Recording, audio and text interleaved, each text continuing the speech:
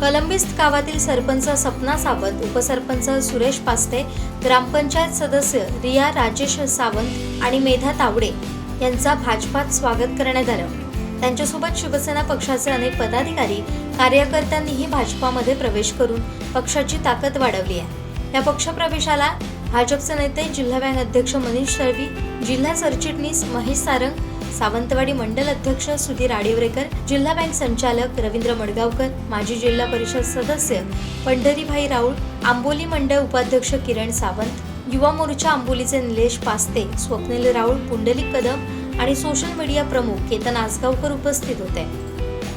या ठिकाणी भारतीय जनता पक्षाचा विजय हा आज कलंबिस्त गावाकडनं सुरुवात झालेला आहे। त्याची सुरुवात मुहूर्तमेळ दिवाळीच्या आदल्या पूर्वसंध्येला आमच्या या ठिकाणचे आमचे नेते सन्माननीय महेश सारंग साहेब असतील, आमच्या जिल्हा बँकेचे सन्माननीय तळवी साहेब असतील, या सर्वांनी हा धक्का दिलेला आहे।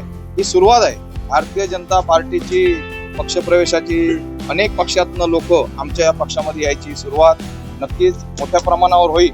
आणि विशेष म्हणजे सन्माननीय तळवी साहेब बोलले की आमच्या वरिष्ठ सर्व नेत्यांनी, महाराष्ट्र राज्याचे प्रदेश अध्यक्ष रवींद्रजी चव्हाण साहेब असतील किंवा आमच्या या जिल्ह्याचे खासदार सन्माननीय नारायणरावजी राणे साहेब असतील, यांची विकास करण्याची जी भूमिका आहे, या गोष्टीमुळे या गावचे सरपंच, उपसरपंच, मला असं वाटतंय की संपूर्ण 164 गाव आहेत, 164 पैकीच 164 गाव हे भारतीय जनता पक्षाच्या बाजून असणार आणि तळ कोकणामध्ये नवा इतिहास घडवण्याचं कार्य आमच्यासारखे कार्यकर्ते करतात। आज या ठिकाणी सरपंच, उपसरपंच, ग्रामपंचायत सदस्य यांनी पक्षात प्रवेश केलाय।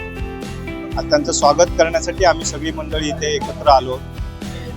या जिल्ह्यामध्ये आदरणीय नारायणराव राणे साहेब असतील, आदरणीय चव्हाण साहेब असतील, आदरणीय पालकमंत्री नितेशजी राणे साहेब असतील, यांच्या माध्यमातून जी विकास कामं होत आहेत, आत्ताच जो शेतकऱ्यांनी इथे स्वतःहून उभं राहून जो आभार व्यक्त केले, त्याच पालकमंत्री महोदयांनी सातत्याने जवळजवळ 5 वेळा त्या ठिकाणी मंत्रालयामध्ये बैठका घेतल्या, इथे जिल्हा स्तरावर बैठका घेतल्या, संबंधित पीक विमा कंपनीवर काही कारवाई करण्याची भूमिका घेतली आणि त्या माध्यमातून आज पीक विमा कंपनीला दिवाळीच्या आदल्या दिवशी सगळ्याच शेतकऱ्यांच्या खात्यावर आज पीक विम्याची रक्कम जमा करणं भाग पडलं।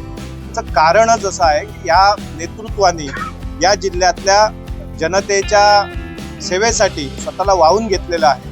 आम्ही सगळे कार्यकर्ते त्यांच्या नेतृत्वाखाली काम करतो आणि म्हणून आज जनतेलाही असं वाटतं की आपण भारतीय जनता पार्टीबरोबर राहिलं पाहिजे, भारतीय जनता पार्टीच्या कार्यकर्त्यांना, तिथल्या नेतृत्वाला आशीर्वाद दिला पाहिजे आणि म्हणून आज या ठिकाणी मोठ्या प्रमाणावर हे पक्ष प्रवेश होत आहे।